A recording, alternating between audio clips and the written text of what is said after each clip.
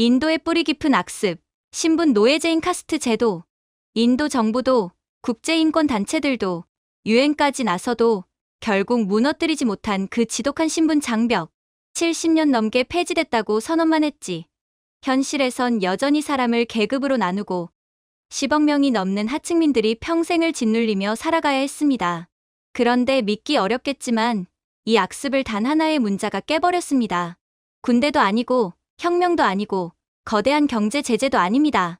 바로 한국의 문자 한글.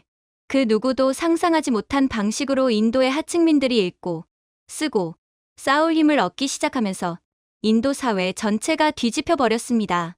그렇다면 어떻게 한글은 문자가 나라를 해방시킨 전무후무한 기적을 써내렸던 것일까요? 안녕하세요. 제 이름은 나야라 데비입니다. 저는 델리에서도 가장 가혹한 빈민가에서 태어난 달리트 소녀였습니다. 달리트는 인도 신부는 카스트 제도에서도 가장 미친 수드라보다도 아래, 노동자보다도 아래, 인간이라는 계단 가장 밑바닥에 놓인 존재입니다. 사람들은 우리를 불가촉천민이라고 부르지만 실상은 훨씬 간단합니다. 우리는 보이지도 않고 들리지도 않고 원함받지도 않는 사람들이었죠. 매일 아침 저는 내 신분에게 허락된 길만 걸어야 했습니다. 골목마다 구획이 나뉘어 있었고 그 선을 넘는 순간 벌을 받는다는 걸 모두 알고 있었습니다. 제가 물동이를 들고 지나갈 때마다 어떤 남자는 늘 소리쳤습니다. 야, 비켜라. 내 자리는 저쪽이야. 나는 노예 취급을 받는 수드라지만 너는 인간 취급도 못 받는 달리트잖아. 저는 대답하지 않고 조용히 물러섰습니다. 무시하면 더 큰 처벌이 돌아오는 건 너무나 당연했으니까요. 유일한 가족인 할머니께서는 그날 구할 수 있는 일은 무엇이든 하셨습니다. 개울가에서 빨래를 하시고 남의 집 쓰레기를 나르고 배수구 속에 손을 넣어 막힌 곳을 뚫어내며 허리가 휘어질 정도로 일하셨습니다. 나야라야, 먼저 밥 먹어라. 할머니는 늘 그렇게 말씀하셨지만 사실 할머니는 자신의 몫을 건너뛸 때가 더 많았습니다. 우리 둘 다 끼니를 먹기엔 집이 너무나도 가난했거든요. 저는 시장 근처 쓰레기 더미에서 주워온 찢어진 신문 조각으로 몰래 글을 읽으며 꿈을 키웠습니다. 어느 날 이웃이 비웃으며 말하더군요. 저걸 읽어서 뭐 하려고 그래? 너는 결국 화장실이나 청소할 텐데. 저는 아무 말도 하지 않았습니다. 대답은 늘 위험이었으니까요. 어느 오후 상류 카스트 청년 셋이 제 앞을 가로막았습니다. 어디 가는데? 불가촉천민 아가씨. 저는 최대한 작게 대답했습니다. 집에 가는 중이에요. 그들은 지루함을 느끼기는커녕 오히려 더욱 즐거운 장난감을 찾은 사람처럼 제게 다가왔습니다. 그중 한 명이 저를 강하게 밀쳐 바닥에 쓰러뜨렸습니다. 봐라. 이 길이 자기 길인 줄 아나 봐.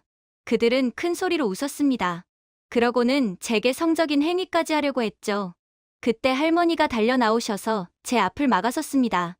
그만두시오. 이 아이 건드리지 마시오. 하지만 소용없었습니다. 오히려 그들은 더 크게 웃었습니다. 그리고는 연로하신 할머니까지 건들기 시작했죠. 결국 그날 밤 저는 아직 따끈한 멍을 안고 경찰서로 갔습니다. 저 신고하려고 왔습니다. 하지만 경찰은 제가 말도 꺼내기 전에 비웃을 뿐이더군요. 너희 카스트 놈들은 조용히 사는 게 좋다. 법은 인간을 위해 만들어졌는데 너희는 인간조차 아니잖아. 집으로 썩 꺼져라.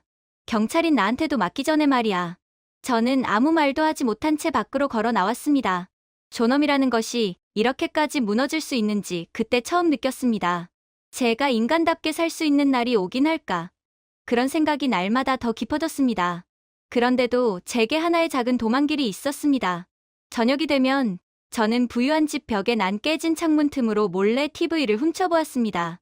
그 집은 밝게 빛나는 TV가 있었고 운이 좋으면 한국 프로그램을 볼 수 있었습니다. 요즘 인도에서는 한국 드라마 등의 한국 콘텐츠가 엄청난 인기를 끌고 있거든요. 또 왔네? 그 집 막내 아들이 저를 발견하고 말하곤 했지만 굳이 쫓아내지도 않았습니다. 아마 저라는 그림자가 귀찮게 느껴지지 않았던 모양이었죠. 제가 한국 콘텐츠를 좋아했던 이유는 간단했습니다. 그 화면 안에서는 사람들이 자유롭게 걸어 다녔고 서로에게 웃었으며 신분이나 태생 같은 것에 얽매이지 않는 모습이 보였습니다. 한국 드라마 속 학생들은 두려움 없이 질문했고 예능에서는 처음 본 사람들끼리도 친구처럼 대했습니다. 어느 날 저는 할머니에게 속삭였습니다.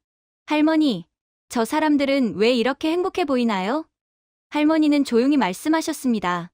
저곳은 너 같은 아이를 무서워하지 않는 나라여서 그렇단다. 저는 그 깨진 창문 앞에서 제 인생에서 처음으로 가능성이라는 감정을 느꼈습니다. 더러운 골목에서 가래침을 맞고 저를 지켜줘야 할 경찰에게 오히려 조롱과 희롱을 받고 태어난 이유만으로 인간 이하의 취급을 받던 제가 그 화면 안에서만큼은 다른 세상을 꿈꿀 수 있었습니다. 그 화면 속 한국은 저에게 하나의 약속처럼 느껴졌어요. 언젠가 저도 사람으로 보일 수 있는 세상이 있을지도 모른다는 작은 희망 말이죠. 그 희망은 미약했지만 어둠 속에서 손바닥만 한 촛불처럼 꺼지지 않았습니다.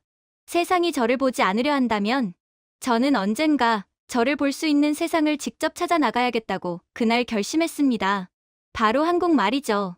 그렇게 저는 한국 드라마를 몰래 훔쳐보며 희망의 불씨를 키웠습니다. 한국인들의 당당한 모습은 저에게도 이상하게 용기를 주었고 저는 누구보다 더 미친 듯이 공부했죠. 넌 해낼 수 있어. 할머니는 제가 낡은 공책 위에 엎드려 잠들 때마다 그렇게 속삭이셨습니다. 저희에게는 믿음 말고는 가진 것이 없었기에 저는 그 말을 붙잡고 버텼습니다. 몇 달 후 지역 시험 결과가 발표되자 동네 사람들은 제 이름을 듣고 숨을 들이켰습니다. 제가 1등이라고?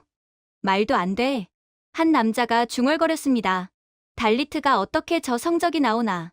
분명 부정행위했겠지. 또 다른 이가 말했습니다. 저는 그 말을 무시했습니다. 왜냐하면 비록 이 세상은 아니더라도 어딘가에서는 노력이 의미가 있다는 증거를 손에 쥐고 있었으니까요. 할머니, 저 성적표 받았어요. 최고 점수래요. 학원에 다닌 아이들을 전부 앞질렀어요. 이제 우리는 이렇게 고생하며 살지 않아도 돼요. 할머니는 저를 꽉 껴안으시며 숨이 막힐 정도로 기뻐하셨습니다. 너는 당연히 마땅한 기회를 받아야 한다. 그동안 많이 노력했잖니. 우리는 손을 꼭 잡고 잡지 속에서만 봤던 그 유명한 대학으로 향했습니다. 옷 좀 펴 입어라. 오늘은 내 날이다. 할머니는 계속해서 제 옷을 여며주며 떨리는 손으로 제 어깨를 다독였습니다. 정문에 도착하니 직원이 제 서류를 확인했습니다. 성적이 매우 우수하군요. 영특한 따님을 두셨습니다. 당연히 전액 장학금으로 대학교를 다닐 수 있어요. 따님의 미래는 보장된 셈이죠. 하지만 그는 몇 초 있다가 얼굴이 굳어졌습니다. 너 달리트냐? 그 말투는 얼룩을 발견한 것처럼 차갑고 불쾌하게 변했습니다. 네, 맞습니다. 저는 조심스레 대답했습니다. 그러자 그는 다른 직원에게 손짓하며 말했습니다. 우리 학교는 이제 저 신분증을 받지 않는다. 수드라 따위의 노예 계급조차 받지 않는데 감히 달리트가 지원을 하다니. 너 같은 불가촉 천민이 활개를 치는 것을 보니 인도도 망조가 들었구나. 제 다리가 순간 휘청거렸습니다. 하지만 저는 전액 장학금을 받았어요. 그는 어깨를 툭 올렸습니다. 장학금? 그건 인간에게 지급되는 거지. 너 같은 가축만도 못한 것들을 위해 준비된 게 아니야. 할머니가 목소리를 높이셨습니다. 이 아이 성적은 진짜예요. 이러면 안 됩니다. 이건 불법이라고요. 그는 보안요원에게 말했습니다. 둘 다 끌어내. 경비 둘이 양팔을 잡자 제가 비명을 질렀습니다. 잠시만요. 제발. 대학교는 저희 가족에게 있어서 가난을 탈출할 유일한 희망이었습니다. 저는 저를 평생 키워준 할머니를 호강시켜주고 싶었기에 더더욱 대학교가 간절했죠. 하지만 그들은 무자비했습니다. 제가 반항하자 한 경비가 할머니를 거칠게 밀쳤고 할머니는 돌계단에 세게 부딪혀 쓰러지셨습니다. 일어나요, 할망구. 경비가 비웃듯 말했습니다. 할머니는 다리를 감싸며 신음을 내셨습니다. 할머니를 때리지 마세요. 저는 울먹이며 몸부림쳤습니다. 학생들은 조용히 서 있었고 어떤 이는 속삭였습니다. 왜 저렇게 난리야? 다른 이는 피식 웃었습니다. 달리트가 어디서 감히. 그 누구도 도와주지 않았습니다. 우리를 걷어찬 그 상황을 당연한 일처럼 바라보고 있을 뿐이었죠. 누군가는 오히려 경비를 응원하기도 했어요. 결국 우리는 마치 유기견처럼 정문 밖으로 질질 끌려 나왔습니다. 할머니는 일어나려다 다시 주저앉았습니다. 괜찮다, 걱정 마라. 하지만 할머니의 다리는 이미 심하게 부어오르고 있었습니다. 할머니, 많이 다치셨어요. 할머니는 억지로 웃으며 말했습니다. 아프면 어떠냐? 내 꿈이 꺾이는 게 더 아프지. 그때 상류 카스트 청년 몇 명이 지나가며 비웃었습니다. 제가 여기서 공부하려고 했대. 달리트가 우리랑 같은 교실에 앉겠다고? 코미디네. 인도의 보수적인 특정주에서는 우리가 달리트쯤은 직결 처형시켜도 무죄인 경우도 있는데 도대체 무슨 자신감인지 모르겠어. 저 달리트는 여기가 인도인 것을 완전히 잊은 모양이야. 그들의 웃음은 칼날처럼 길게 잔인하게 울렸습니다. 사무실에 가서 신고하려 했지만 직원은 고개도 들지 않았습니다. 학교에 규정이 있습니다. 취소됐다면 사유가 있는 겁니다. 그 사유가 이 아이의 출생 때문이잖아요. 할머니가 소리쳤습니다. 그는 손을 흔들며 말했습니다. 달리트와는 더 이상 말하지 않겠습니다. 밖으로 나오자 할머니는 제 손을 꼭 잡으셨습니다. 얘야 잘 들어라. 내 가치는 사실이란다. 이 나라가 모른 척해도 말이다. 저는 고개를 끄덕였지만 마음은 무거웠습니다. 집으로 돌아오는 길, 사람들은 우리가 당한 일을 비난하기는커녕 오히려 당연하다는 듯 수군거렸습니다. 달리트가 뭘 더 바라나? 시험을 볼 기회가 주어진 것만으로도 감지덕지지. 운명은 바꾸는 게 아니다. 운명. 그 단어는 썩은 물처럼 씁쓸했습니다. 저는 그날 깨달았습니다. 이 나라에서는 노력은 아무 의미가 없다는 사실을. 태어날 때 이미 모든 답이 정해져 있다는 잔인한 진실을요. 집에 거의 다 왔을 때 할머니는 또 한 번 휘청거리며 주저앉으셨습니다. 죄송해요 할머니. 제가 욕심내지 않았다면. 할머니는 숨을 고르시며 저를 바라봤습니다. 사과하지 마라. 올라가려는 내 탓이 아니다. 못 올라오게 누르는 그놈들 탓이지.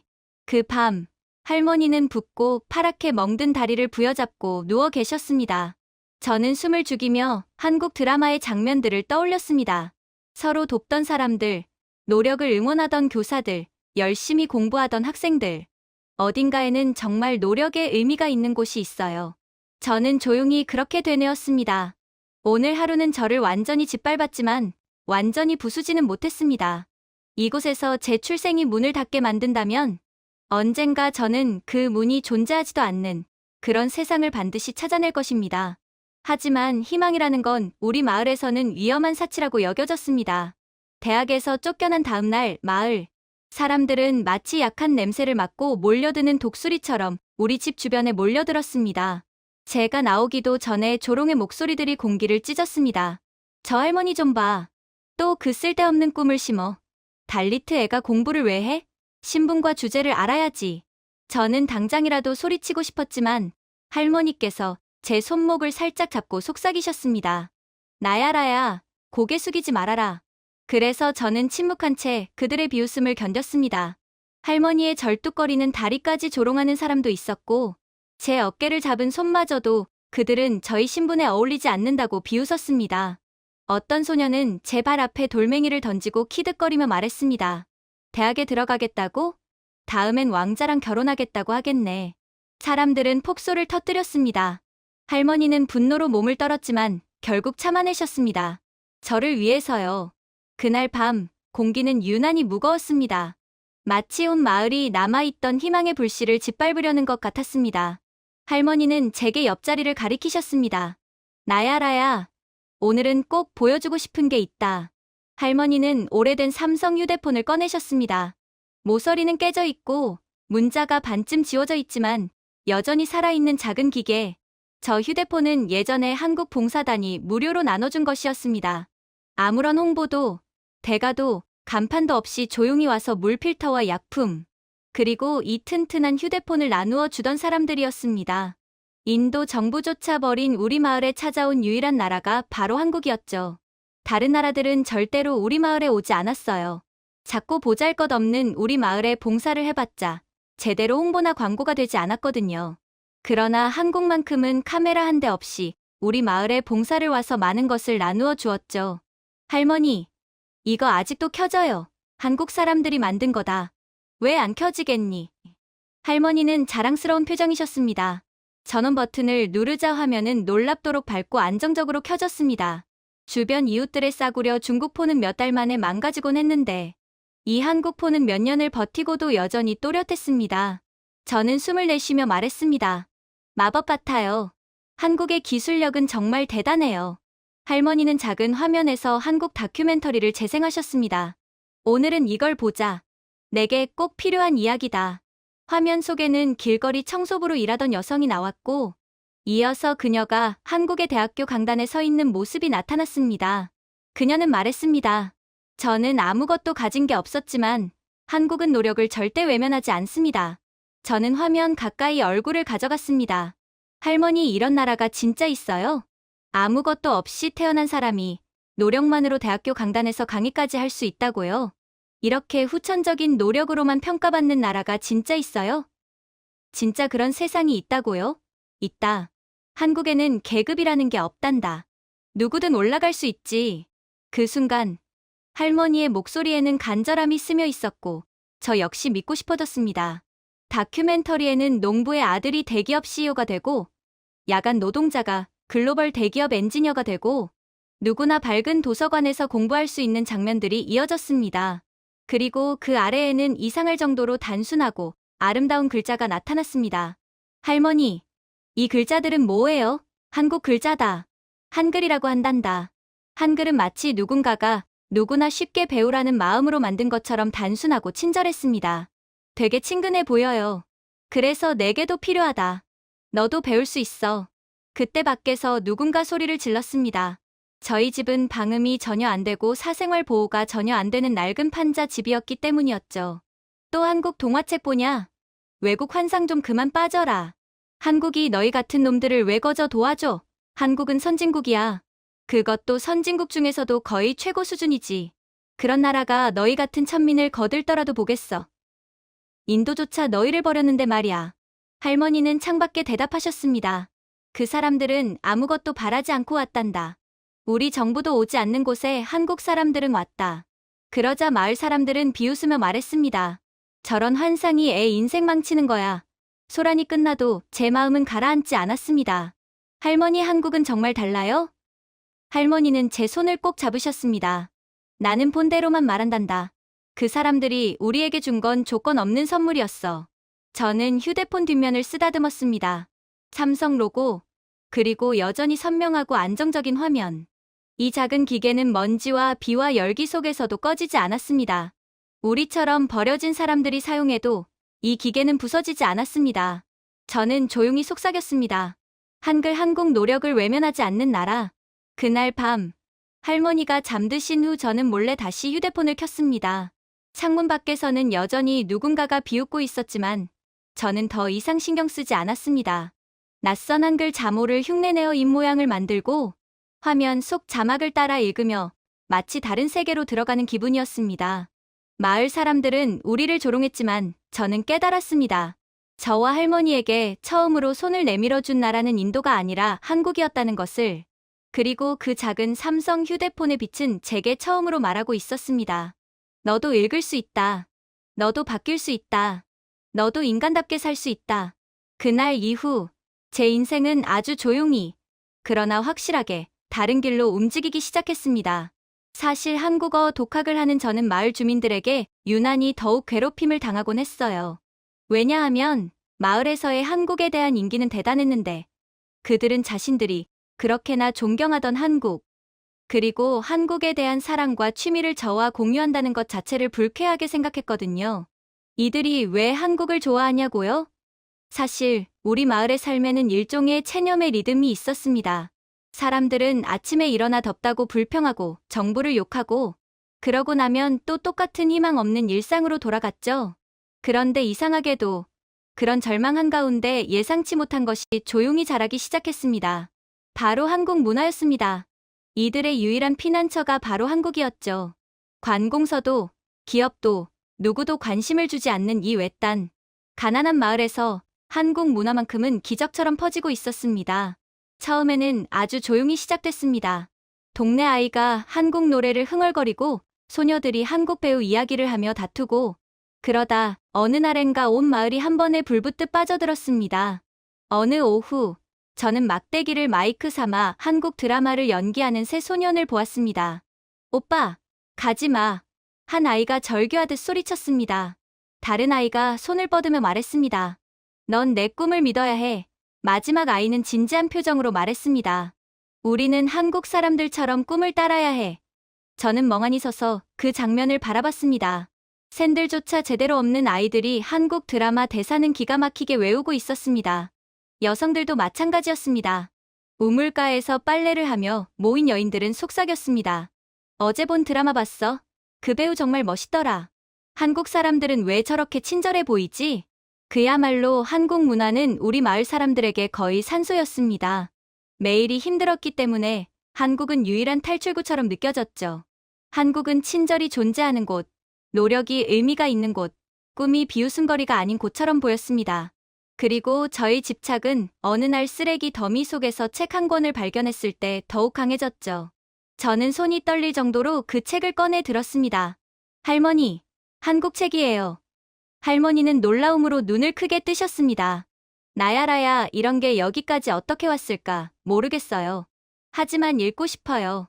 저는 책을 조심히 펼쳐 흙먼지를 털어내고 페이지를 매만졌습니다. 그 안에 한글 글자들은 마치 사람이 배우기 쉽도록 일부러 설계된 퍼즐 같았습니다. 각 글자는 소리를 품고 있었고 그 소리는 규칙과 구조에 따라 또렷하게 이어졌습니다.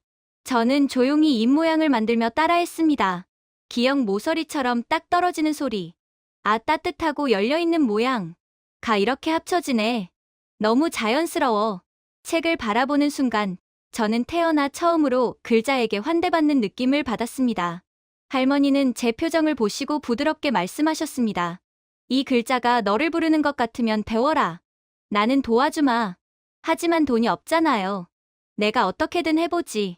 며칠 뒤 할머니는 보자기를 들고 오셨습니다. 이걸로 교재를 사거라. 보자기 안에는 염소를 판 돈, 오래된 장신구, 그리고 소중한 유품들이 들어 있었습니다. 할머니, 이건 너무 너의 미래가 더 소중하다. 할머니는 눈물을 삼키며 미소 지으셨습니다. 하지만 마을 사람들은 저희를 그냥 두지 않았습니다. 어느 날 상류 카스트 남자 둘이 골목에서 저희를 막아섰습니다. 또 공부한다고? 신분을 거스르려고 하네? 달리트가 글자를 배워서 뭐 하려고?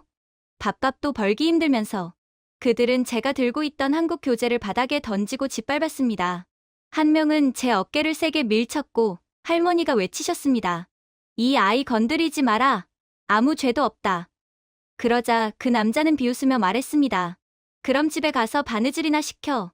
그는 할머니 팔을 거칠게 흔들었고 할머니는 비명을 질렀습니다. 저는 그를 밀치며 외쳤습니다. 그만하세요. 하지 마세요.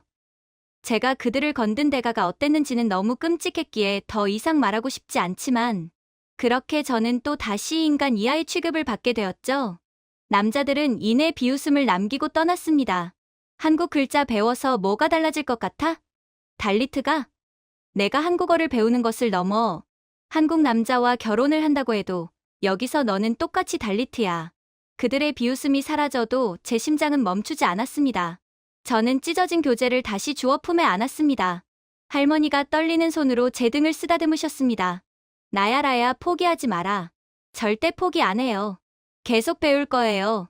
이 나라가 틀렸다는 것을 증명할 거예요. 그리고 꼭 한국에 가서 할머니가 더 이상 밥을 굶지 않도록 할 거예요. 그날 이후 저는 더 미친 듯이 공부했습니다. 쓰레기장에서 찢어진 종이를 모아 필기하고 버려진 노트의 빈 페이지를 떼어다 연습했습니다. 흙바닥에 손가락으로 한글을 그리며 조용한 혁명을 시작했습니다. 한글에서는 단순했습니다. 모양은 정확했습니다. 배우는 기쁨도 있었죠. 그리고 어느 날 밤 저는 할머니께 말했습니다. 할머니, 저 한국 취업 프로그램 시험을 보고 싶어요. 할머니는 놀라셨지만 곧 따뜻하게 웃으셨습니다. 그래라. 너라면 한국도 받아줄 게다. 저는 주먹을 꽉 쥔 채 속삭였습니다. 저는 이 글자를 배울 거예요. 저는 이 시험을 볼 거예요. 저는 이곳을 벗어날 겁니다. 그게 저와 할머니가 행복해지는 유일한 방법이었으니까요. 그날 밤, 조용하지만 확실하게 제 인생은 또 다른 길로 움직이기 시작했습니다. 시험날 아침은 제 인생에서 가장 무거운 날이었습니다. 거대한 경기장에 도착하니 이미 10,000명이 넘는 수험생들이 몰려 있었습니다. 거대한 인파에서 들려오는 목소리들은 대부분 남성이었고 그들 사이에서 저 같은 여자와 달리트는 거의 보이지 않았습니다. 남성 위주의 사회에 계급 사회까지 있는 인도기에 어찌 보면 당연한 일이었죠. 아침에 할머니가 나야라야, 너무 두려워하지 말아라고 말씀하셨지만 저는 이 장면을 보니 왜 할머니의 손이 떨렸는지 알 것 같았습니다. 키 큰 남자가 제 옆을 지나며 큰 소리로 비웃었습니다. 봐라, 여자도 왔다. 요리 대회로 착각했나 보지. 그의 친구가 제 쪽을 가리키며 말했습니다. 너 같은 신분은 원래 떨어지는 거다. 시험을 볼 필요도 없어. 너는 탈락이 확정되어 있거든. 저는 손에 든 서류를 구길 정도로 꽉 쥐고 고개를 숙인 채 걸었습니다. 문이 열리자 남자들은 앞자리를 차지하려 서로 밀치며 뛰어갔습니다. 저는 뒤쪽으로 조용히 이동하려 했지만 누군가 제 앞을 가로막았습니다. 시험장에서 여자가 있다고? 그는 코웃음을 치며 말했습니다. 너는 카스트 때문에 떨어질 거다. 내가 너 같은 천민과 같은 자리에서 시험을 봐야 한다는 사실에 재수가 없고 평소 같았으면 때려서라도 쫓아냈겠지만 이번 중요한 시험에 부정이 탈까봐 놔둔다. 옆에 있던 친구는 비아냥거렸습니다. 부끄럽기 전에 그냥 집에 가라. 괜히 시험 중에 돌이나 맞지 말고. 저는 소리치고 싶었지만 할머니의 말이 떠올랐습니다. 고개 숙이지 마라. 증명해라. 그래서 저는 조용히 말했습니다. 저도 당신들과 똑같이 시험 보러 왔습니다. 그들은 비웃었지만 저는 그 틈을 지나 안으로 들어갔습니다. 시험장 안의 공기는 연기로 가득 찬 것처럼 무겁고 흐릿했습니다. 남자들 수천 명 사이에 여성들은 먼지처럼 흩어져 있었고 달리트 여성은 아마 저 혼자뿐일 것입니다. 청해듣기 시험이 시작되자 한국어 음성이 스피커를 통해 흘러나왔습니다. 사람의 가치는 출생이 아닌 노력으로 평가됩니다. 제 숨이 멈췄습니다. 몇 초 동안 저는 그 문장만 들렸습니다. 어떤 나라도 저에게 이런 말을 해준 적이 없었습니다.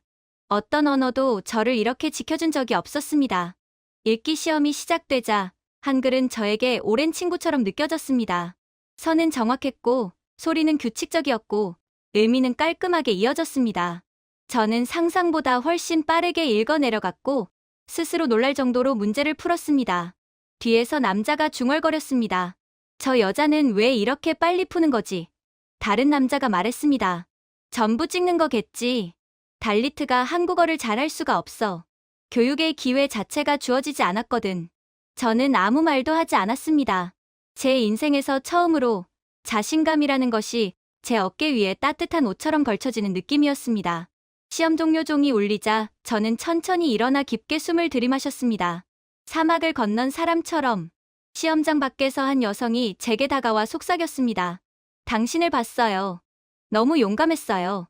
제가 웃으며 대답했습니다. 그저 할 수 있는 만큼 했을 뿐이에요. 그녀는 말했습니다. 그것만으로 충분해요. 한국은 그걸 믿으니까요. 3일 뒤 결과가 게시되었습니다. 할머니는 낡은 삼성 휴대폰을 꼭 쥐고 손을 떨고 계셨습니다. 나야라야, 준비됐니? 네 할머니. 눌러주세요. 할머니가 화면을 눌렀고 페이지가 아주 천천히 로딩되었습니다. 그리고 할머니는 비명을 지르듯 소리치셨습니다. 나야라야 1등이다. 저는 굳어버린 사람처럼 움직이지 못했습니다. 10,000명 중 단 1명. 그게 바로 저였습니다. 하지만 승리는 쉽게 오지 않았습니다. 소문은 금방 퍼졌고 모두가 기뻐한 것은 아니었습니다. 우리 지역의 지주가 분노에 차 우리 집 마당으로 들이닥쳤습니다. 내가 떠난다고? 그가 소리쳤습니다. 달리트 계집애가 한국으로? 웃기지 마라. 내가 허락하기 전까지는 아무데도 못 간다. 내 주제를 알아. 그는 제 팔을 잡아 세게 끌어당겼습니다. 내 자리는 여기다. 너희는 평생 우리를 섬기는 신분이다. 그게 질서다. 저는 필사적으로 외쳤습니다. 놓으세요. 저는 제 힘으로 합격했어요.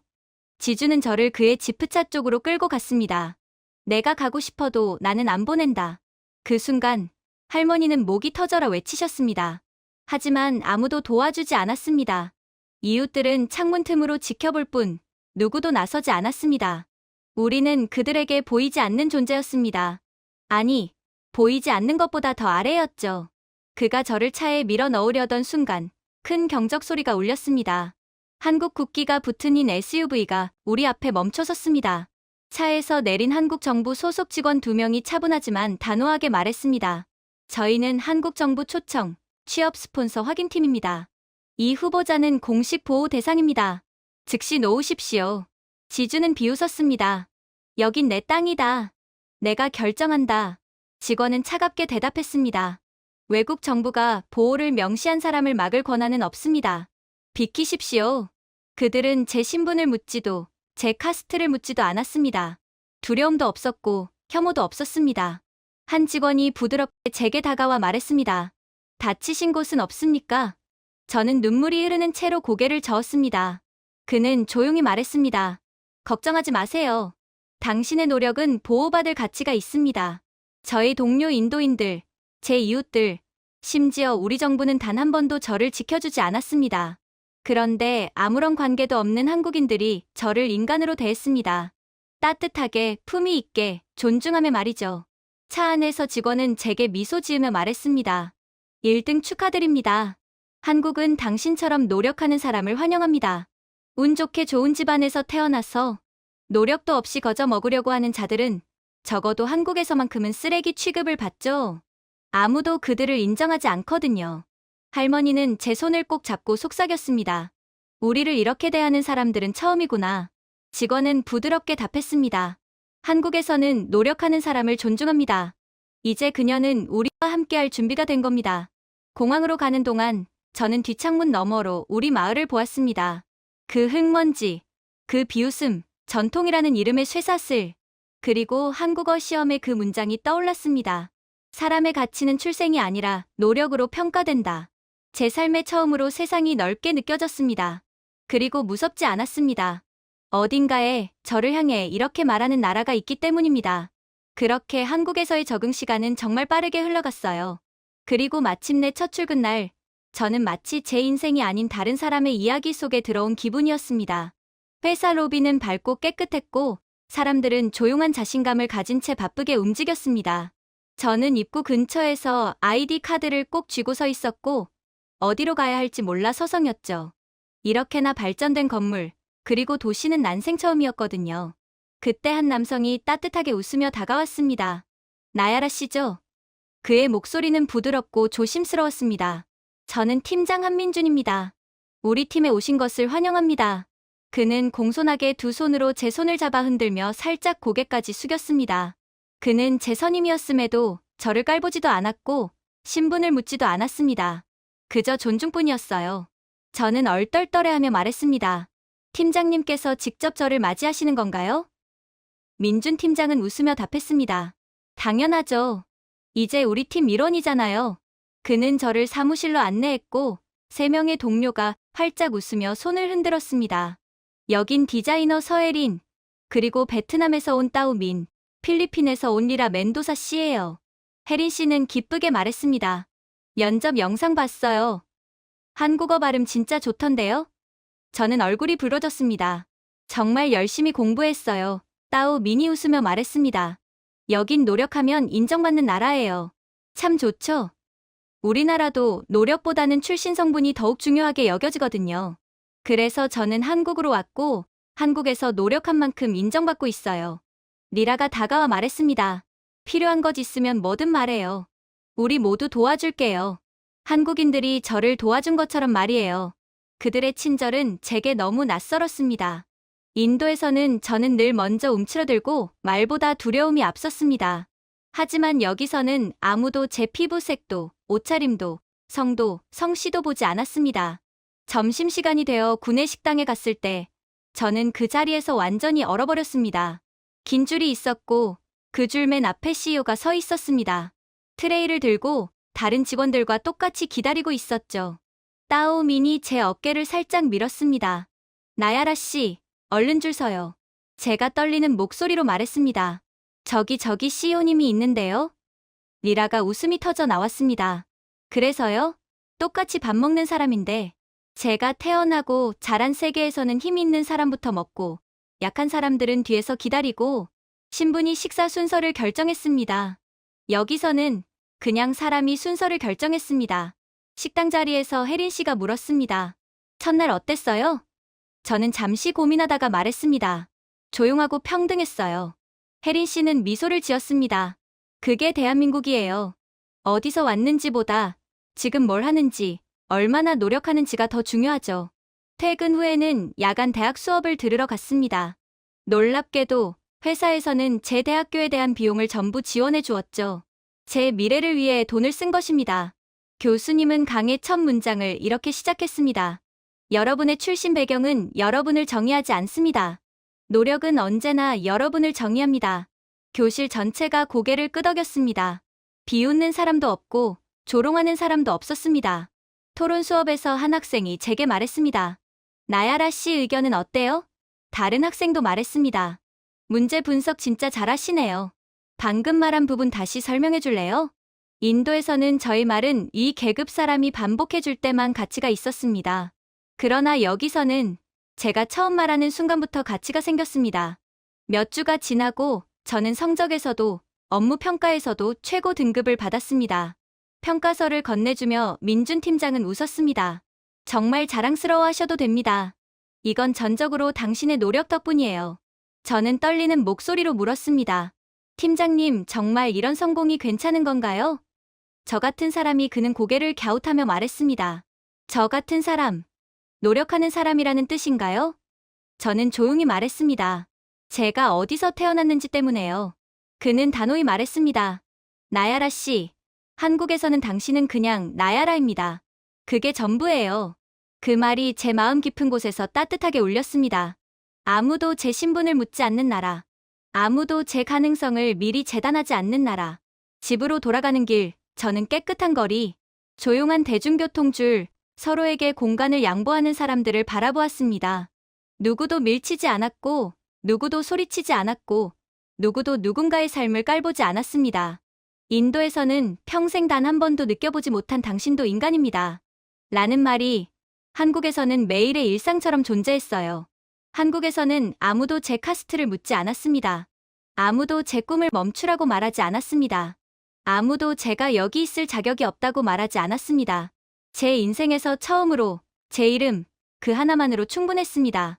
그리고 저는 조용히 깨달았습니다. 여기는 평등이 꿈이 아니라 습관처럼 실천되는 땅이라는 사실을 말이죠. 하지만 이런 행복한 나날도 잠시 제겐 청천벽력 같은 일이 터지고 말았습니다. 그날은 평범한 업무일이었어요.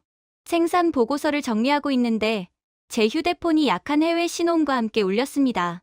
전화를 받는 순간 목소리 하나가 제 손을 얼어붙게 만들었죠. 나야라야, 나다. 미안한데 너희 할머니께서 어젯밤 돌아가셨다. 먼 삼촌의 전화였습니다. 제가 할머니를 위해 매달 돈을 송금해주고 할머니의 삶이 나아지자 연락도 안 되던 삼촌이 갑자기 나타나 할머니와 함께 살았는데 그 삼촌이 지금 제게 전화를 건 거였어요. 숨이 무너져 내렸습니다. 아니에요. 그럴 리 없어요. 할머니는 저 기다리신다 했어요. 저 바로 갈게요. 지금 비행기표. 그는 조용히 말렸습니다. 문제가 있어. 왜요? 제가 가족인데요. 당연히 가야죠. 그는 깊은 숨을 내쉬며 말했습니다. 너희 마을 위원회가 카스트 의무를 버린 사람 명단을 만들었다. 거기 내 이름도 올라있다. 그런 사람은 마을 묘지 이용도 안 되고 장례 참석도 안 된대. 그리고 돌아오면 배신자 속죄금을 내야 한다는데 보통 사람이 평생 벌어도 못 갚을 금액이래. 저는 어지러워 앉지도 서지도 못했습니다. 제가 한국에서 일했다는 이유로 장례식도 못 가요? 그는 낮게 대답했습니다. 한국에서 일했다가 문제래. 그게 너희 카스트를 수치스럽게 만들었다고 그들이 그렇게 말한대. 그건 그렇고 내 할머니를 다른 곳에 묻거나 겐지스강까지 운반하는데 비용이 좀 들 것 같은데 돈을 좀 송금해 줄 수 있니? 역시나 그는 돈 때문에 제게 연락을 했던 거였습니다. 할머니의 죽음 따위는 애초부터 관심도 없었죠. 아무튼 저는 눈물이 왈칵 쏟아졌습니다. 할머니는 평생 차별 속에서 사셨는데 마지막 순간마다 부당한 규칙에 묶여 계셨거든요. 그때 누군가 제 책상을 조심스럽게 두드렸습니다. 나야라 씨, 팀장 한민준 님이셨습니다. 안색이 너무 안 좋아요. 무슨 일 있나요? 저는 겨우 말을 꺼냈습니다. 할머니가 돌아가셨어요. 그런데 제 고향이 저보고 오지 말래요. 카스트를 배신했다고 장례식에 오면 안 된대요. 한민준 팀장은 믿기지 않는다는 표정이었습니다. 열심히 산 게 죄라는 건가요? 살아보려 노력한 게 잘못이라는 건가요? 저는 고개만 끄덕였습니다. 눈물이 멈추지 않았습니다. 잠시 뒤 제 주변에는 한국인, 베트남인, 필리핀인 동료들이 조용히 모였습니다. 누구도 저를 판단하지 않았습니다. 누구도 출신을 따지지 않았습니다. 그저 제 옆에 있어 주었습니다. 서예린 씨는 제 등을 부드럽게 쓸어주며 말했습니다. 나야라 씨, 괜찮아요. 여긴 당신 편이에요. 따오미는 분노를 감추지 못했습니다. 한국에서는 남의 장래라도 예의를 지켜요. 가족 장래를 막는다는 건 말이 안 돼요. 리라 멘도사는 제 손을 꼭 잡았습니다. 오늘 우리 집 와요. 혼자 있으면 더 힘들어요. 그들은 모두 제게서 카스트를 보지 않았습니다. 오직 사람을 봤습니다. 제 고향에서는 단 한 번도 받아본 적 없는 경험이었습니다. 그 뒤로 저는 슬픔에서 도망치듯 더욱 열심히 일했어요. 그리고 한국은 저를 공정하게 평가했습니다. 성과가 누적되자 승진 발표가 내려졌습니다. 축하합니다. 나야라 씨. 민준 팀장이 말했습니다. 당신 아이디어로 생산량이 18% 올랐어요. 세인도 한국 물류 프로젝트를 이끌어달라고 회사가 요청했습니다. 저는 입을 틀어막았습니다. 저를 믿어주시는 건가요? 믿음은 주어지는 게 아니라 얻는 거죠. 당신의 노력이 그걸 방금 쟁취한 것입니다. 승진 소식은 SNS를 통해 인도 달리트 사회까지 퍼졌습니다. 얼마 지나지 않아 메시지가 쏟아지기 시작했습니다. 언니 한글 어떻게 배워요? 한국에서도 진짜 차별 안 받아요? 언니처럼 되고 싶어요. 어떤 메시지는 밤중에 몰래 녹음한 한국어 음성 파일이었고 소녀들의 목소리는 조심스럽고 떨렸습니다. 저는 화면을 바라보다가 눈물이 고였습니다. 그들은 모두 제 과거였거든요. 그래서 결심했습니다. 내가 받은 도움을 나도 나누겠다. 그게 한국이 내게 가르친 방식이야. 회사 퇴근 후 매일 밤 저는 작은 방에서 무료 한글 강의를 녹음하기 시작했습니다. 여러분, 한글은 소리와 모양이 연결돼 있어요. 말할 수 있다면 글자를 만들 수 있습니다. 며칠 만에 재생수가 오르기 시작했고 몇 주 뒤 인도의 빈민가에서 아이들이 한글로 첫 글자를 써보내왔습니다. 언니, 저 제 이름 썼어요. 저 이제 읽을 수 있어요. 저는 휴대폰을 쥐고 울었습니다. 그들이 희망을 꿈꾸는 과정은 이미 제가 전부 거쳐간 과정이었거든요. 어느 날 한국의 한 문해교육 단체에서 이메일이 왔습니다. 나야라님, 인도 지역의 한글 학습 확산을 확인했습니다. 공식 교재와 지원금을 보내고 싶습니다. 저는 숨을 들이켰습니다. 정말 도와주시는 건가요? 물론입니다. 사람을 돕는데 국적은 필요 없습니다. 그 문장을 읽는 순간 제 마음속 마지막 상처가 녹아내렸습니다. 고향은 저를 출생으로 평가했습니다. 한국은 저를 가능성으로 평가했습니다.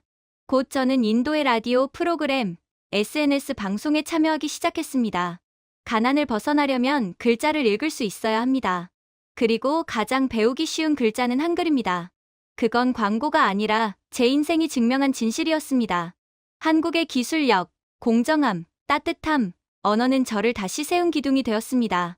그리고 지금 한글은 인도의 이친 마을 곳곳에서 아이들의 눈을 처음으로 밝게 만들고 있습니다.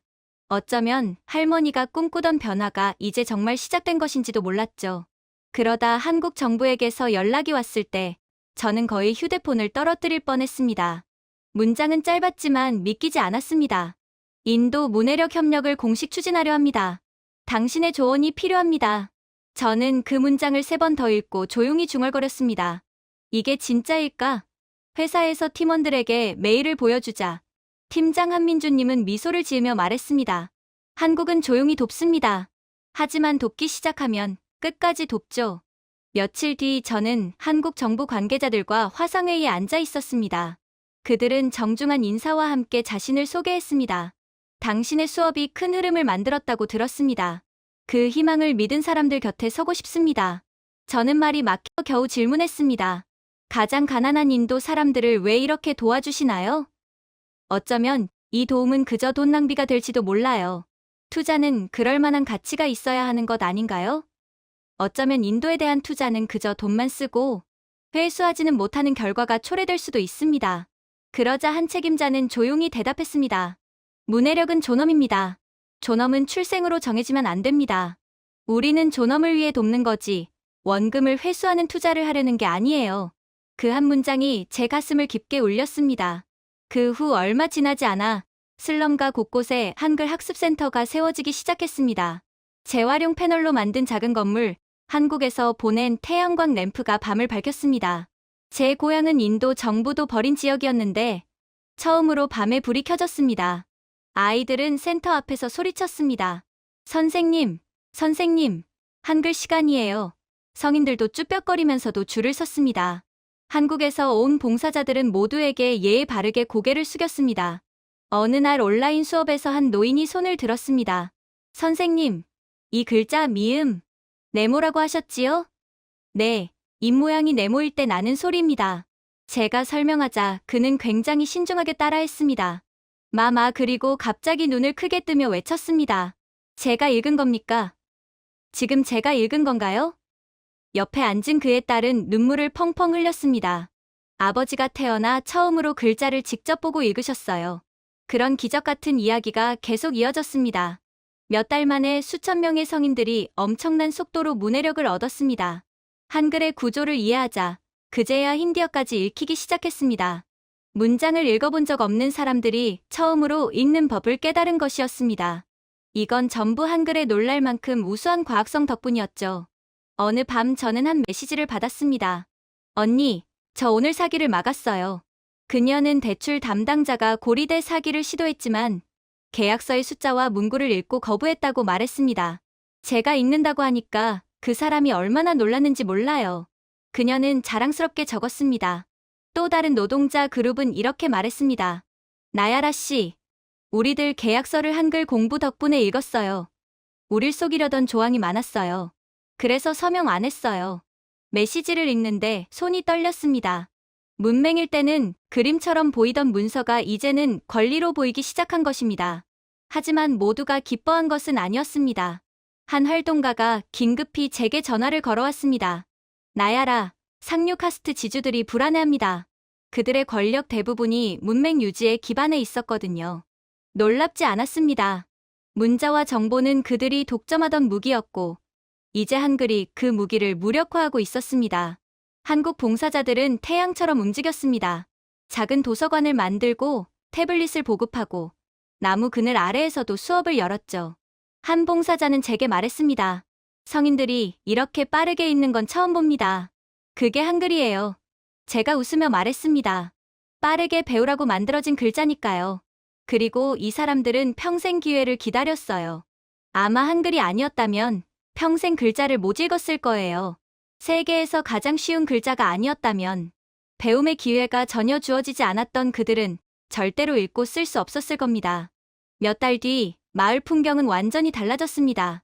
여성들은 문해 모임을 만들고 남성들은 임금 계산을 스스로 하며 아이들은 버스 표지판을 큰 소리로 읽었습니다. 그리고 어느 날 제 인생을 뒤흔드는 영상 하나가 도착했습니다. 달리트 여성 몇 명이 지주의 사무실 앞에 서 있었습니다.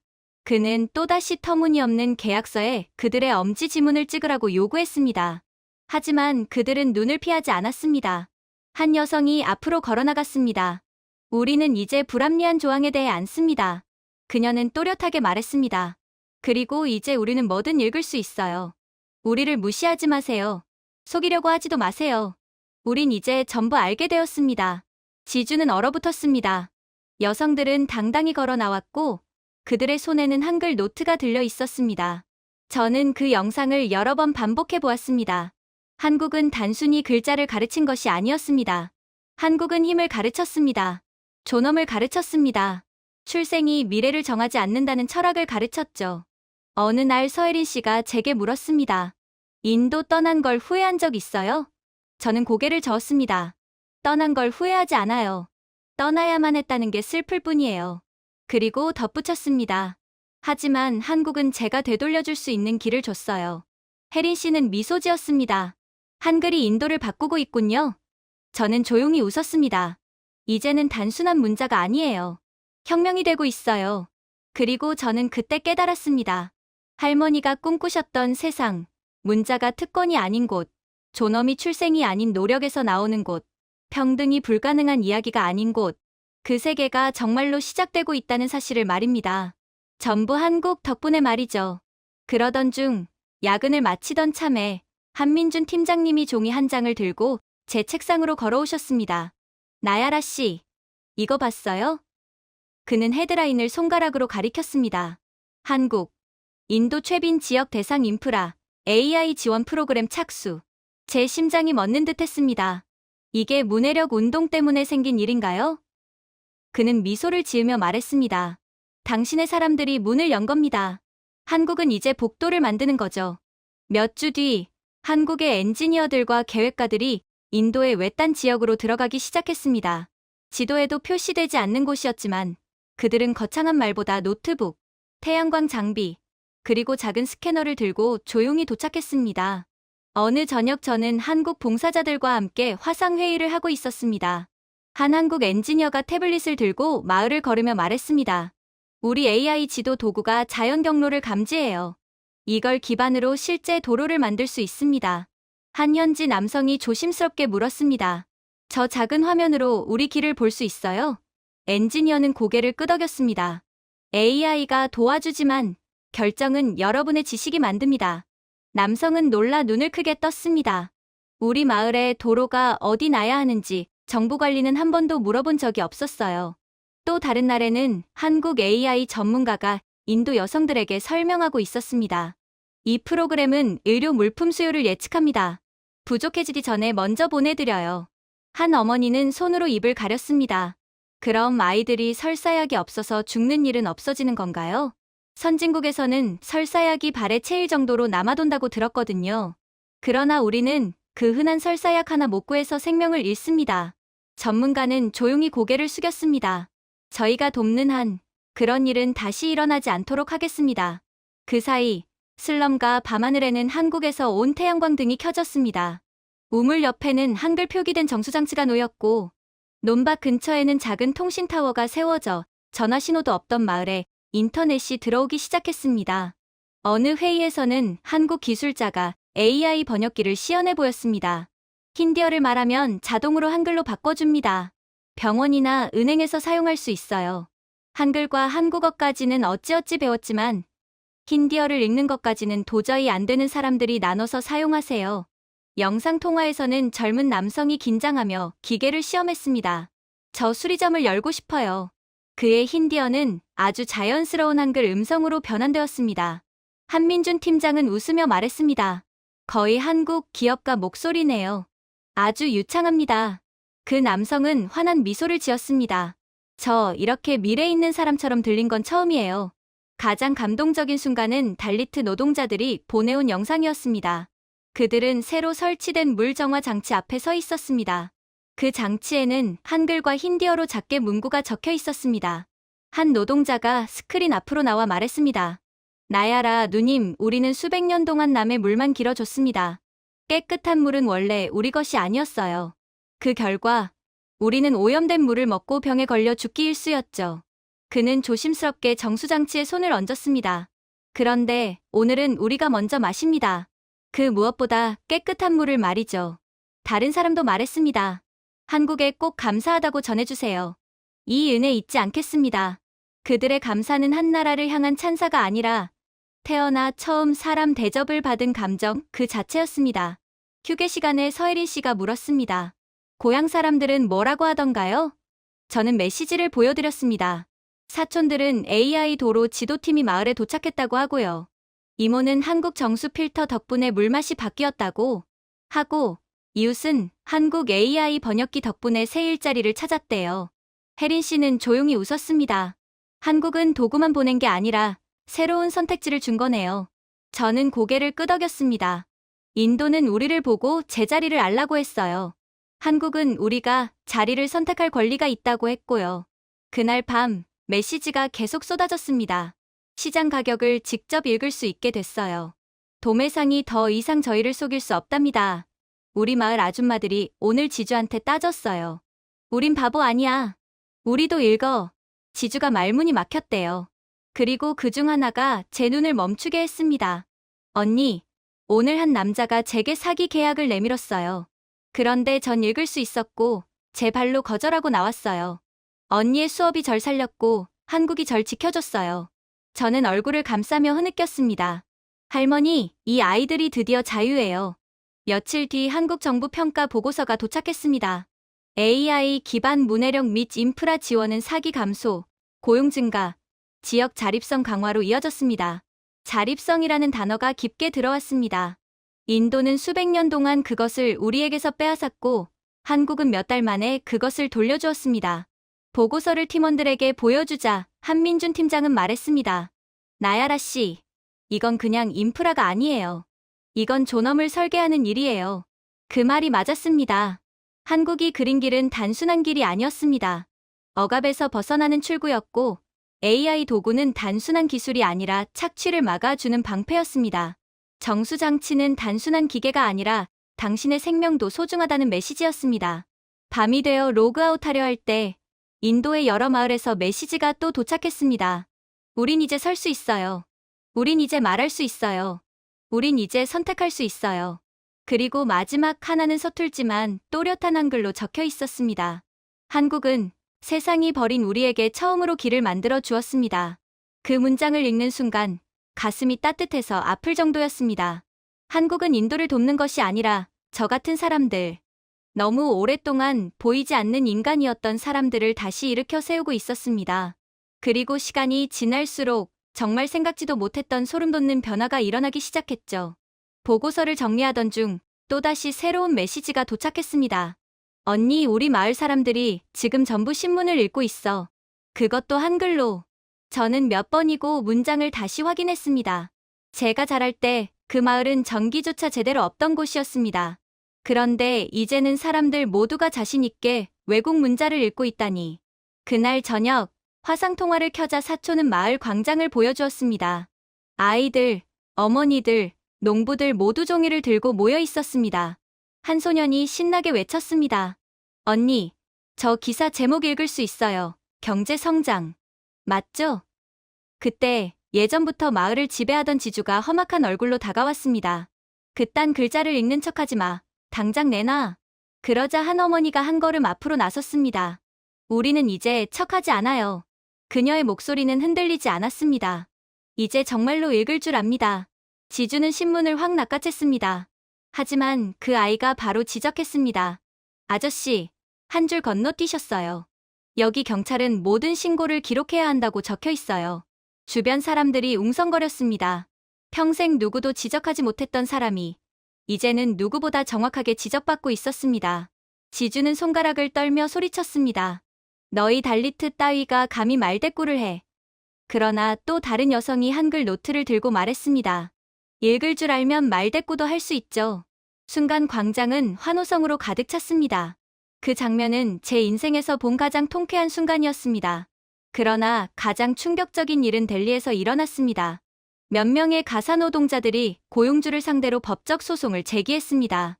이런 사건은 보통 시작도 못하고 끝났습니다. 하지만 이번에는 달랐습니다. 법정에서 판사가 물었습니다. 어떻게 계약서가 바뀐 걸 알았습니까? 한 젊은 여성이 증거를 들어 올렸습니다. 한글 수업에서 문서 비교법을 배웠습니다. 이게 원본이고 이게 수정본입니다. 그녀의 손은 조금 떨렸지만 그 눈빛은 확고했습니다.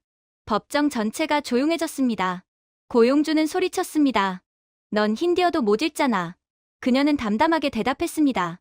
한글부터 읽게 되니까 이제 힌디어도 읽을 수 있어요. 한국어를 배우며 덧셈을 배우게 되었다면 이젠 곱셈까지 하게 된 것과 같아요. 판사는 놀란 표정으로 말했습니다. 여기서 직접 읽어보세요. 그녀는 단 한 줄도 틀리지 않고 읽었습니다. 고용주의 변호사가 소리쳤습니다.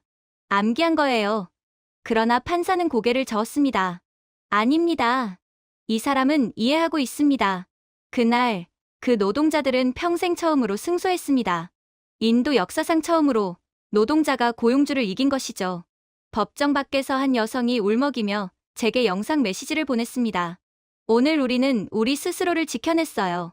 누가 우리를 구한 게 아니라 한국이 읽는 법을 가르쳐줬기 때문이에요. 그 후 인도 언론은 연일 보도했습니다. 인도 전역에 퍼지는 한글의 기적, 고비용 문해, 프로그램 없이도 폭발적 읽기 능력 향상, 계층 이동이 구조적으로 빨라지다 모든 것이 믿기지 않았습니다. 심지어 이제는 한국 기업들도 움직이기 시작했습니다. 자선이 아니라 정식 기회였습니다. 원격 직업훈련에서 강사가 말했습니다. 한글을 읽을 수 있다면 기술 교육 과정에 참여할 수 있습니다. 저희는 노력을 기준으로 평가합니다. 한 남성이 조심스레 물었습니다. 저 같은 사람도 가능합니까? 강사는 미소 지었습니다. 한국에서는 출생이 아니라 노력으로 문이 열립니다. 그 남성은 손으로 얼굴을 가렸습니다. 이런 말을 태어나서 처음 듣습니다.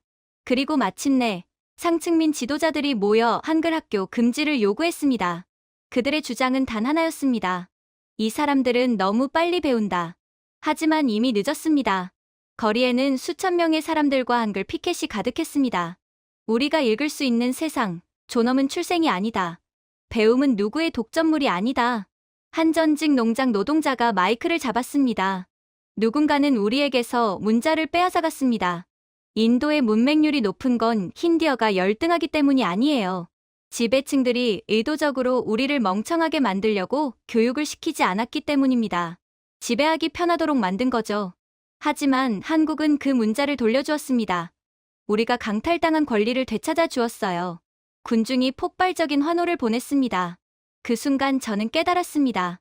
인도는 더 이상 카스트로 나뉜 나라가 아니었습니다.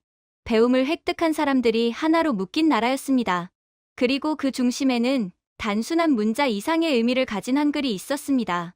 저는 노트북을 닫으며 조용히 중얼거렸습니다. 할머니, 인도가 변하고 있어요. 멀리 떨어진 나라에서 태어난 문자 덕분에 이곳 사람들이 자신의 가치를 처음으로 이해하고 있어요. 그날 밤 저는 확신했습니다. 한글은 단순히 카스트 제도를 흔든 것이 아니라 우리가 걸어갈 새로운 운명을 다시 써주고 있었습니다. 그리고 이내 더욱 충격적인 변화가 연이어 시작됐죠. 처음에는 그저 소문처럼 스쳐 지나가는 이야기였습니다. 하지만 곧 인도 전역의 모든 헤드라인이 같은 문장을 반복했죠. 한국은 단순한 나라가 아니다. 한국은 길이다. 처음엔 너무 과장된 말이라 웃어넘겼습니다. 하지만 퇴근 후 집에서 이메일을 열어본 순간 머리가 멍해졌습니다. 언니, 한국 취업비자 어떻게 신청하나요? 누나, 저 한글 배웠어요. 부산 공장에 지원할 수 있을까요? 제발 도와주세요. 한국 가서 뭐든 열심히 일하고 싶어요. 매주 수백 통, 곧 수천 통. 어느 날 회사 식당에서 그 메시지들을 보여주자 동료들이 놀라워했습니다. 혜린 씨가 눈을 동그랗게 뜨고 말했습니다. 와, 이건 거의 캠페인급인데요? 민준 팀장은 가볍게 웃었습니다. 놀랄 일도 아니죠. 한국은 지금 노동력 부족이 심각하고 인도는 일하려는 젊은이가 많아요. 역사적인 일이 벌어질 겁니다. 그 말이 맞았습니다. 한국은 초고령화라는 벼랑 끝에 서 있었고 향후 10년 사이 약 100만 명의 노동력 감소가 예측되고 있었습니다. 이미 공장들은 인력난으로 비명을 지르고 있었지요. 그런데 갑자기 전혀 예상하지 못했던 새로운 해결책이 등장했습니다. 아이러니하게도 인도는 세계에서 인구가 가장 많은 국가이자 젊은 노동력이 남아도는 국가였거든요. 정부 회의에서 한 관계자가 제게 직접 설명했습니다. 당신의 문해력 운동이 모든 걸 바꿨습니다. 이제 수천 명의 인도 청년들이 이미 한글을 읽습니다. 적응 속도가 다른 나라 사람들과 비교할 수 없어요. 저는 눈을 크게 뜨고 물었습니다. 그러니까 한글을 배웠기 때문에 한국이 원한다는 뜻인가요? 그는 미소 지으며 고개를 끄덕였습니다.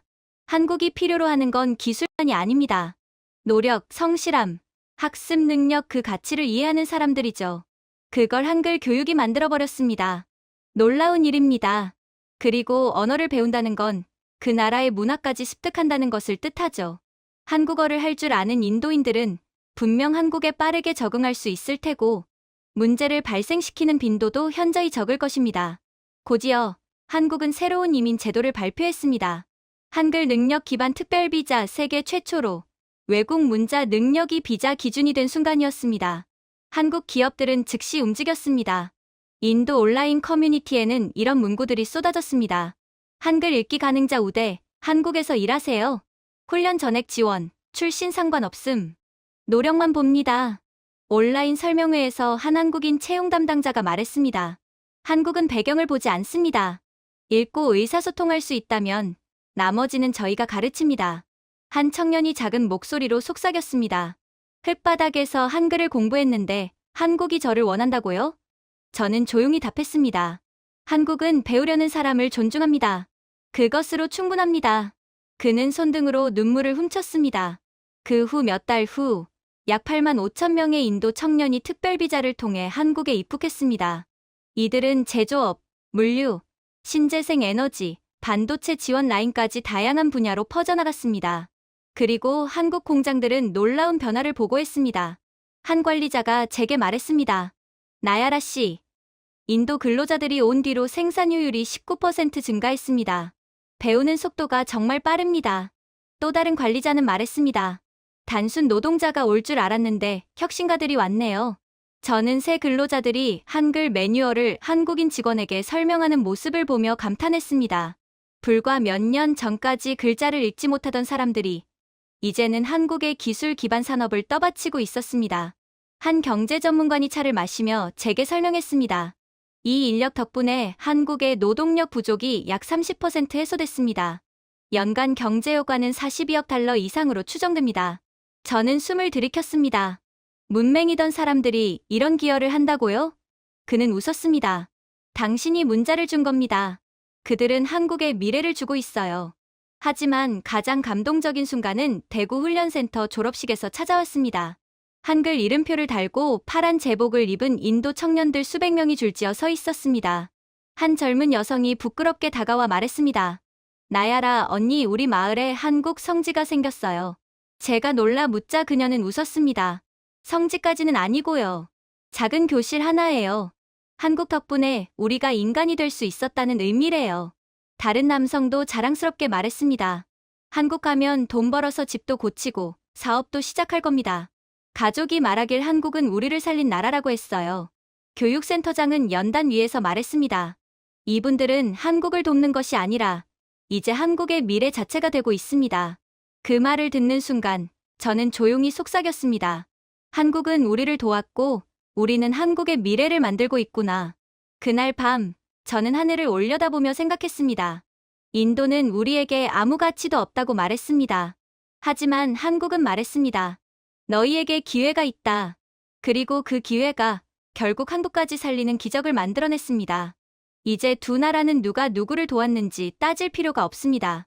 그건 베풀음도 아니고 시혜도 아닙니다. 완벽한 기적 같은 상호 윈윈입니다. 그렇게 평화로운 나날이 가득하던 어느 날, 긴 근무를 마치고 집에 돌아왔을 때 제 휴대폰이 조용히 울렸습니다.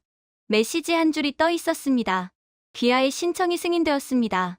나야라 대비님, 한국 국적 취득을 환영합니다. 잠시 동안 저는 화면만 바라보며 손을 떨었습니다. 할머니 드디어 해냈어요. 입술이 저절로 그렇게 중얼거렸습니다. 제게 새로운 삶을 선물해준 국가, 가장 존경하고 사랑하며 부모님 같은 국가인 한국이 드디어 저를 가족의 일원으로 받아들여준 것입니다. 그렇게 이틀 뒤 델리행 저녁 비행기를 타기 직전 민준 팀장님에게 전화가 왔습니다. 그곳에서 충분히 시간을 가지세요. 그리고 잊지 마세요. 돌아올 집은 여기입니다. 그 말에 마음 한쪽이 따뜻해졌습니다. 고향 마을에 도착했을 때 예상치 못한 일이 벌어졌습니다. 수백 명의 사람들이 버스 정류장 근처에 모여 있었고 그들 손에는 서툴지만 정성스럽게 쓴 한글 종이가 들려 있었습니다. 어린 소녀 한 명이 저를 향해 뛰어왔습니다. 언니, 저 어제 제 인생 첫 책을 읽었어요. 한글로요. 이거 보세요. 그녀의 글씨는 삐뚤빼뚤했지만 자랑으로 가득했습니다. 언니가 우리를 살렸어요. 녀석은 작게 속삭였습니다. 저는 고개를 저었습니다. 아니야. 너희가 스스로 문을 연 거야. 나는 그 문을 보여줬을 뿐이야. 예전에 저희 집 근처에 침을 뱉고 소변을 싸고 다니던 마을의 한 어른이 다가와 고개를 숙였습니다. 미안하오. 우리 지도자들도 못해준 미래를 당신이 줬소. 제 인생에서 처음 받은 사과였습니다.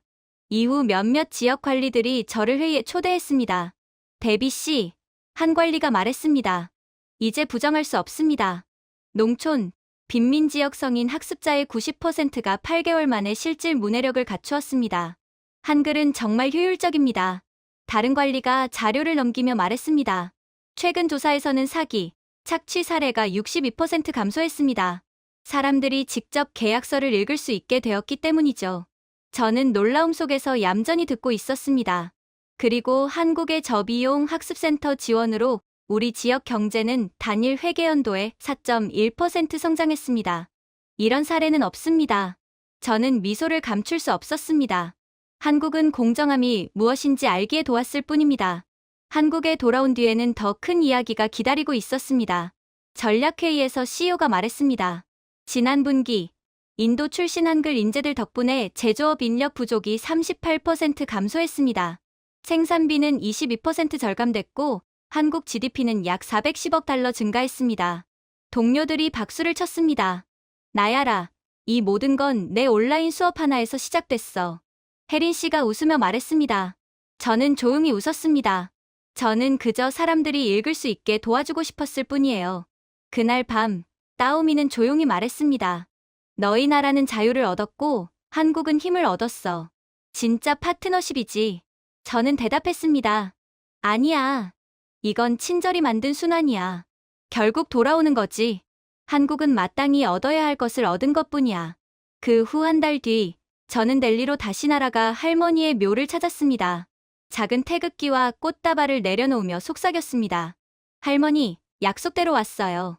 그리고 할머니가 태어나고 떠났던 이 마을 이제 스스로 설 수 있게 됐어요. 돌아가려 하자 또다시 아이들이 몰려왔습니다. 나야라 선생님, 다음엔 더 어려운 한글도 가르쳐 주세요. 저는 손을 흔들었죠. 그럼, 한국이랑 인도가 같이 새로운 학교도 지을 거야. 약속할게. 한국으로 돌아오는 비행기 안, 민준 팀장은 영상통화로 물었습니다. 두 나라의 영웅이 된 기분은 어때요? 저는 웃었습니다. 한 언어가 저를 들어 올렸고, 그 다음엔 수백만 명을 들어 올렸을 뿐이에요. 비행기가 인천에 착륙하자 입국심사 직원이 미소 지으며 말했습니다. 한국에 오신 걸 환영합니다. 나야라님. 저는 속삭였습니다. 나는 달리트로 태어났지만 한국인이 되어 자유를 얻었습니다. 제가 준비해온 내용은 여기까지입니다. 끝까지 시청해주셔서 진심으로 감사드리며 여러분들의 구독과 좋아요, 알림 설정은 영상 제작에 큰 힘이 됩니다. 이상 세모튜브였습니다.